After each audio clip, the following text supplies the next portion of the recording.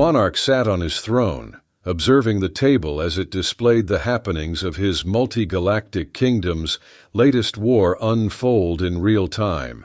He leaned back into the comfortable back padding and smiled with childlike glee. They were approaching his favorite moment. Thousands of similar battles had been fought in his time, and they had all ended with the same result. Not victory, not surrender. Victory was irrelevant. They had already lost by the time this phase of his strategy began. Surrender was pointless. The enemy could surrender, or they could suffer defeat. It held no importance to his personal favorite moment. Soon, he zoomed in on the star system, all the way to the front lines on the only populated planet. It was a recent colony. The relatively newly ascended ape descendants had named it Dune for some irrelevant reason. Probably a popular culture reference that would be lost on the monarch of a kingdom that spanned 3 galaxies. He grudgingly had to admit that the monkey people, with their 5-digit manipulators and their weirdly scavenger predator-inspired physique, were exceedingly good at adapting to the tactics of the invading fleets. They should have suffered devastating losses from day one of the invasion all the way up to the final battle at their cradle world, where the final blow to their will would be dealt and they would succumb to eternal servitude of the kingdom, not by vote or reason, simply because there was no reason to fight the invaders anymore. Alterations had been made necessary for this invasion, however, since the apes, or humans, had been so skilled at avoiding having their forces annihilated at every encounter. So now, on the 3rd year of the invasion, this Dune would be the 10th colony for the humans to lose. This would be where their spirit would break, where his troops would ride the human tenacity like an ugly concubine. It was time. He found the human commander and zoomed in on the female. She wore a small hammer as a pendant around her neck. The monarch giggled audibly. This was going to be perfect. He zoomed out to watch as the skies over the battlefield split and a wagon pulled by 2 goats broke through the clouds. The driver swinging a short-handled battle hammer over his head, with lightning arcing from the hammer's oversized head. The human commander's face lit up, first in disbelief, then in realization, and then, finally in horror, as the human god of thunder, the deity whose idol she wore around her neck, plowed through the human ranks, spreading death, armor, and bodies left and right, as he never stopped swinging that hammer. Behind him, another of humanity's gods fielded against his former supporters, as his bronze armor reflected in the light of the dawning star. His sandals were covered in blood and dirt, as his oversized round shield and a spear 3 times his own height simultaneously beheaded whoever was within range and kept the ones with just a small measure of survival instinct at bay. But that look, the one on the commander's face, the look when she realized, as all of the stupid apes would, that their gods had forsaken them, turned to their enemy and battled against them. This was the single most amusing thing to the monarch. For that look, he would launch 1,000 fleets. Because of that look, he had raised 1,000 fleets, in anticipation of that single look. He had turned hundreds of thousands of gods against the peoples that followed them. He never ceased to be amazed at how easy it truly was. It had been 100 lifetimes. He no longer counted time in anything shorter than that, maybe even 200 lifetimes, since the scientists of his father's kingdom had come to one simple conclusion. Science and theology were not mutually exclusive. They were, in fact, codependents. The laws of physics were real, like all other laws. They were formulated and written down by someone before they became laws. Those someone were the gods. Each sentient species had their own gods. Some had thousands, others had one. But they all followed the same path. In the early stage of civilization, that which could not be explained otherwise would be attested to the gods. Drought, gods. Fertility, gods. Disease, gods. Fortune, good, bad, or financial, gods. Then, as every civilization ventured into the age of enlightenment and science, their gods would write the laws that made each occurrence tangible and logical for their people to discover. None, not even his own species, had avoided the seemingly inevitable outcome. As scientific knowledge grew, the faith in the gods fell, and with it, the devotion and the power the gods gained from prayers, belief, and dedication. His father had discovered that their gods still existed, weakened and malleable, so he had offered them a deal. Teach me how to summon any god, and how to give my son eternal life. In return, I will rebuild your temples and your followings and multiply their numbers beyond what you have ever had. The gods, starved and desperate, had agreed. In time, he had discovered other species, other sentients, with their own gods, forgotten and starving. He had his scholars study their history, learning the name and domain of every god these aliens had forgotten, and then he had his people breed. Procreation became the maker of nobility. Pedigree was irrelevant, only numbers mattered. In order to turn a god from its own people, he had to make an unrefusable offer. The total population of humanity is 21 billion people, he had said to Hades. Divide that by the literal hundreds of colleagues you have, and there is barely 100 million humans per god. I can guarantee you 5 billion dedicated followers with an average growth of 5% per lifetime. He took the deal. They all did. It is a matter of numerals. This time, as every time before this, the numbers won. He didn't need 1 billion soldiers. He had 300 gods. It had become a principle for him to only use a species' own gods against them. A personal message of spite. It was also a very effective way of rallying the gods against their old followers. Show no mercy to those who would abandon you. Let your wrath reign unhindered. The shock of betrayal was, for the most part, widely effective, breaking the spirits of the defenders. This time, the pesky monkeys would break and surrender. He watched as the carnage on the battlefield continued, watched as the humans pulled back. He reined in the two harbingers of destruction, waiting for the surrender. What he got in return was an orbital nuclear strike from the human fleet as the remaining populace was evacuated. It would be at least half a lifetime before the two gods had bled of enough radiation to show themselves to their followers again. The mirth bled off his face as he rose from the throne and headed into the adjacent summoning room. Athene, Odin, Ogma, I call you by your name. Buddha, Thoth, Laozi, I summon you to my presence.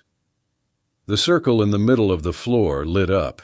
If he had summoned a single god, it would have filled the entire circle, but with 6 summoned at one, they would share the space.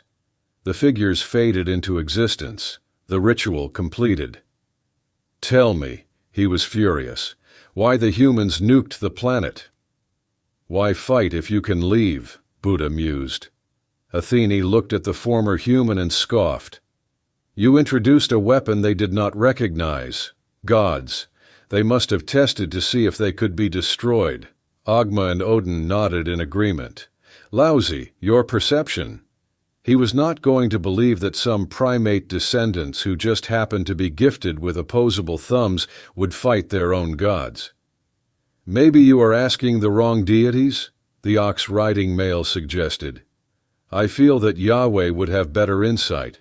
She was, after all, the one who had the strongest following. Thoth? I have joined your ranks. My end of the bargain has been fulfilled. Be gone, he bellowed and stared hatefully at the figures as they faded from view. They had offered no answer, none that held value. As he headed back into the throne room, he conscripted another 5 billion soldiers to join the gods on the battlefield. The humans would fall. Satisfied with his genius solution of solving the problem by throwing more bodies at it, he dumped himself on the throne and summoned his favorite 5 concubines. He needed a break from thinking. Fathering another generation was the right kind of break. The single figure that entered the throne room was not what he had in mind. It resembled a human female, seemingly naked, but the coloration suggested a garment woven from the fabric of existence itself, covering the entire body up to the neckline. The long flowing black hair suggested that there were soft curls, but his eyes would not allow him to focus on them. The female slowly walked across the floor towards the throne, ignoring everything in the room, including him. "Who are you? Where are my breeders? How did you get in here?" The woman stopped just short of his command table and looked at him. Her eyes resembled the soft glow of newborn stars. "You do not know me, because you have never met my likeness before." Her voice was soft, like running a gentle mist across the silky satin veil of comfort that envelops you just before you doze off to sleep. Every galaxy you have conquered has had numerous sentients in them, each with their own gods. This has led your scientists and priests to false conclusions. She offered a soft smile.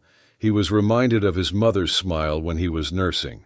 "Your breeders are dead, as are the soldiers that guarded your person along with everyone who has laid eyes on me. As for your last question, I walked."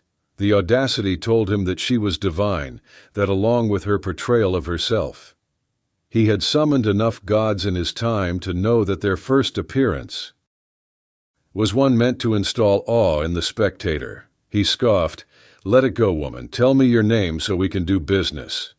Her smile did not fade. It remained as soft and caring as it had been when she had first revealed it to him. "You have nothing I want. As for my name, I have none. The humans have called me by many names and concepts, but they have never named me." "Then why are you here?" He did not have neither the time nor patience to deal with some rogue, unnamed god. "I am here, child, to warn you. Back off the humans, recall your fleets, and bring your converted gods with you. This will not end well if you don't." He ignored the underlying threat in her voice. "This ends like every encounter before it. I will be victorious, and this time I will add an entire galaxy to my claim with just one war." He laughed at her. It had been too good an opportunity when his scouts had found the humans, a single species of sentience, alone in an entire galaxy. The amount of resources and planets available for his people to propagate through. He would have the population to turn the gods of 1,000,000 species from that single swirling mess of stars. He waved a hand at the ceiling. On cue, his divine protector entered from a side door. A majestic white beard obfuscated his jays, and the loosely slung robe around his waist held itself in place with the pinned horn of a titan. In his left hand, a javelin of pure lightning complained audibly about being constrained. Zeus walked in, nonchalantly hurling the lightning at the woman's back. The bolt hit her square in the spine, where it solidified and clattered to the floor, harmlessly. The god-king froze in his stride. The newly drawn lightning javelin fizzled off to nothing as he closed his eyes, bowed his head, and kneeled. She had yet to acknowledge the existence of the traitor. "Your mistake," she spoke with a calm and patient tone, "was to assume that the gods created life. They didn't. Life is created by happenstance, and once life becomes self-aware, it seeks answers." She turned her head slightly and watched as Ra faded into view, next to Zeus. The eagle-headed god knelt down immediately, head bowed. The answers, her tone did not soothe the monarch anymore, were given by the gods life created. She looked him straight in the eyes. You have not turned the fathers of humanity against them, you have merely occupied the attention of errant children, who failed to learn from their elders that patience is a virtue, and that power is an illusion. She turned and walked over to the two kneeling figureheads of their respective religion. "Ra, my dear," she said as she cupped the cheek of the god with her palm, a gentle caress. "Did you create man?" The god of life did not look up. He meekly mumbled a response. "No, man created me." She turned to face the king. "I can ask that question to every god in existence, and they will all give the same answer. You have nothing I want, because I care not for prayers and temples. I have given life to every galaxy in existence, multiple seeds, to build a garden of harmony and existence. The gods report to me on the happenings in the worlds that birthed them. I kept the humans to myself, kept them isolated, alone in their galaxy, because I wanted to see what happened when life itself became gods. I created them, formed them through challenges and adversity. They do not seek divine redemption because the gods cannot save them. They know that the only way to survive when you are alone is by sheer will and fortitude." As the king realized who she was, he began frantically searching for a name on his infosphere. If he could name her, she could be summoned. Those summoned serve. "I ask you one final time, withdraw your fleets, or watch as the children of men burn your empire down." As he looked up from his screen, he found the starry visage that he had, mistakenly, thought was her eyes focused on him. She slowly revealed her true gaze to him, letting him realize that he was, in fact, staring creation in the face. She was unnamed because no one could fathom her existence. She had created existence itself. As she revealed the truth to him, his mind shattered, unable to comprehend the all-encompassing knowledge of everything. He had lived 1,000 lifetimes. She had lived them all. She had created humanity, not to pray or worship gods, but to become gods. They would destroy him, his kingdom, and then every god there was. She showed him the final battle, millions of lifetimes in the future. She had built a species of longevity. She had made them survivors. The gods they had made would fall, and in the end so would she. All that would be left, the children of men,